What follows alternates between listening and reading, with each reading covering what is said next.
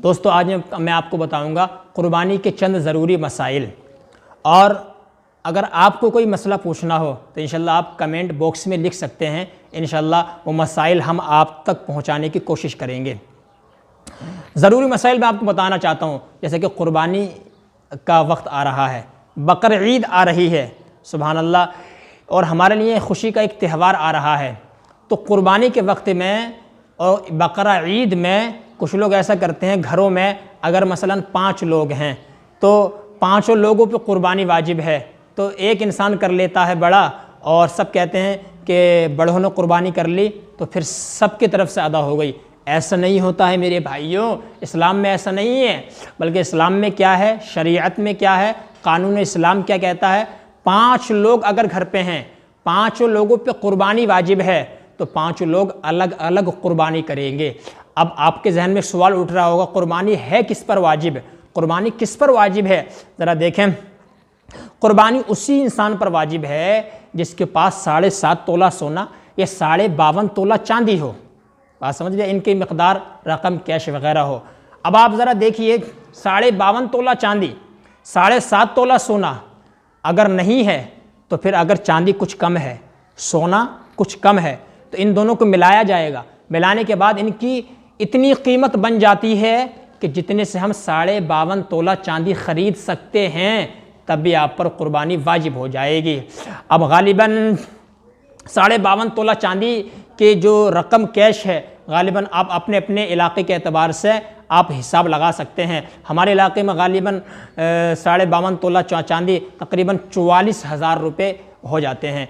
तो 44 या 45 हज़ार रुपये, 44 या 45 हज़ार रुपये जिसके पास हैं, कर्जे से अलहदा अलावा जिसके पास 44 या 45 हज़ार रुपये हैं तकरीबन, मैं अपने हिसाब से बता रहा हूँ, और आप भी इंशाल्लाह कैलकुलेटर से आप हिसाब लगा सकते हैं, यानी ये कंफर्म नहीं है लेकिन मैं आपको बता रहा हूँ तकरीबन इतने ही होंगे, 44 या 45 हज़ार रुपये जिसके पास हैं कर्जे से अलहदा, तो उस इंसान पे कुर्बानी वाजिब है। अगर आपकी वालिदा के पास इतना सोना है, आपकी अम्मी के पास, कि उनकी कीमत 44 हज़ार यानी 52.5 तोला चांदी को पहुंच जाती है, उस जेवरात पे भी कुर्बानी है। आपकी बीवी के पास जेवरात हैं, बात समझ रहे हैं, तो उस पर भी कुर्बानी है।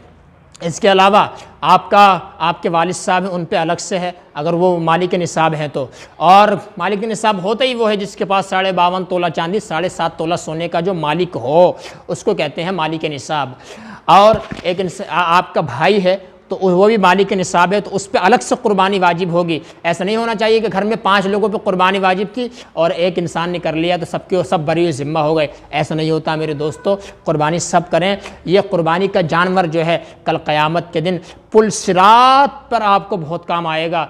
ये वो पुल सिरात जो बाल से ज़्यादा बारीक, तलवार से ज़्यादा तेज़ है। इंशाअल्लाहुल अज़ीज़ कुर्बानी आप यहाँ पर उसको ज़िबा करेंगे और क़यामत के दिन ये आपके लिए एक समझ लें सवारी बन जाएगा, सवारी। और जब सवारी बन जाएगा तो आपको पुलसिरात को उबूर कराने में, उसको इंशाल्लाह क्रॉस कराने में आपके लिए बहुत फ़ायदेमंद नफ़ाबख्श साबित होगा, और आप इसके ज़रिए इसके ऊपर सवारी करके जन्नत में पहुँच जाएंगे इंशाअल्लाहुल अज़ीज़। तो ये कुर्बानी हमारे लिए बहुत अजीम ये त्यौहार आ रहा है, और इसमें चंद मसाइल इंशाअल्लाहुल अज़ीज़ मैं आपको बयान करना चाहता हूँ।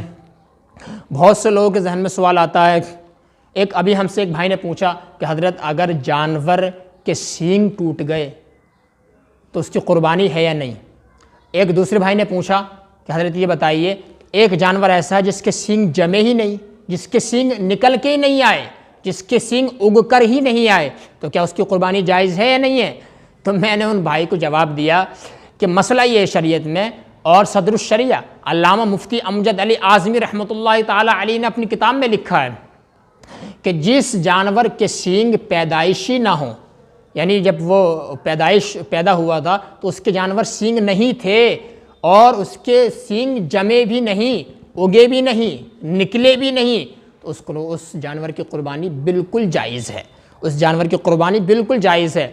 लेकिन हाँ, अगर सींग थे और किसी वजह से टूट गए, सींग थे किसी वजह से टूट गए, और अगर सींग जो है उसका जड़ तक टूट गया, उसकी मींग नज़र आने लगी, तब उसकी कुर्बानी जायज़ नहीं होगी। सींग थे और जड़ तक टूट गए, मींग उसकी नज़र आने लगी, तो उसकी क़ुरबानी जायज़ नहीं होगी। लेकिन अगर जड़ तक नहीं टूटे, थोड़े बहुत अगर टूट गए हैं, तब उसकी क़ुरबानी के उलमाए किराम ने इजाज़त दी है, शरीयत में उसकी इजाज़त है। तो एक मसला इसको याद रखें। दूसरा मसला ये बयान करना चाहता हूँ मैं आपसे कि बहुत से लोग पूछते हैं हज़रत जानवर की कितनी उम्र होना चाहिए।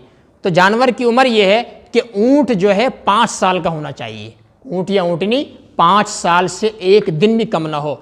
और ये चौपाए जो हैं, यानी कि जैसे कि भैंस है, जैसे कि इसके अलावा और जैसे कि भैंस है, जैसे कि कटरा है, और बहुत सारी चीज़ें और बहुत सारे जानवर हैं, भैंस है, तो इनकी जो उम्र है वो तकरीबन 2 साल होना चाहिए। बात समझ रहे हैं? 2 साल से एक दिन भी कम ना हो। 2 साल से भैंस की उम्र 2 साल और गाय की उम्र 2 साल, इनकी उम्र 2-2 साल होना चाहिए, तब कुर्बानी जायज़ होगी। 2 साल से एक दिन भी कम ना हो।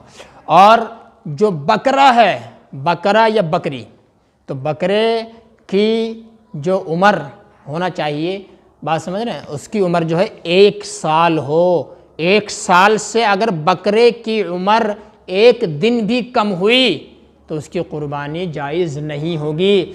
लोग कहते हैं हज़रत दोता हुआ होना चाहिए। अगर बकरा दोत गया 1 साल से पहले पहले तो क्या उसकी कुर्बानी जायज़ हो जाएगी? दोता हुआ का एतबार नहीं है इस्लाम के अंदर। बकरा जो होता है उसकी उम्र 1 साल से कम नहीं होना चाहिए, पूरा 1 साल का होना चाहिए। और इसके अलावा जो 6 महीने वाला मसला है, तो फतावा फैज़ुर रसूल में अल्लामा फ़क़ीह मिल्लत मुफ्ती जलालुद्दीन अमजदी रहमतुल्लाह अलैह ने लिखा है कि हाँ, अगर भेड़, एक होती है भेड़, एक होता है दुम्बा, तो दुम्बा अलग चीज़ होती है, भेड़ अलग चीज़ होती है, बकरा अलग चीज़ होती है। तो दुम्बा या भेड़ दूर से देखने में इतने मोटे और ताज़े लगते हैं, ऐसा लगता है जैसे कि 1 साल के जानवर हैं।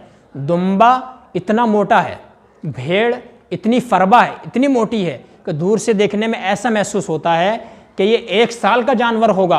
बात समझ रहे? 1 साल का होगा तो फिर उसकी कुर्बानी चाहे वो 6 महीने का क्यों ना हो, दूर से देखने में लग रहा है 1 साल का, लेकिन दुम्बा या भेड़ है 6 महीने की, तो अब उसकी कुर्बानी बिल्कुल जायज़ हो जाएगी, कुर्बानी उसकी हलाल है। लेकिन बकरा चाहे 6 महीने का हो और दूर से देखने में चाहे 1 साल का लगे, उसकी कुर्बानी जब तक जायज़ नहीं होगी बकरा या बकरी की, जब तक उसकी उम्र कंप्लीट 1 साल ना हो। तो ये कुर्बानी के ज़रूरी मसाइल हैं, इंशाल्लाह आगे भी हम बयान करेंगे। और जिसको जैसा चाहे मसला पूछना हो तो कमेंट बॉक्स में लिख दें, इंशाल्लाह हम बहुत जल्द उसका जवाब देने की कोशिश करेंगे। अस्सलामु अलैकुम रहमतुल्लाह।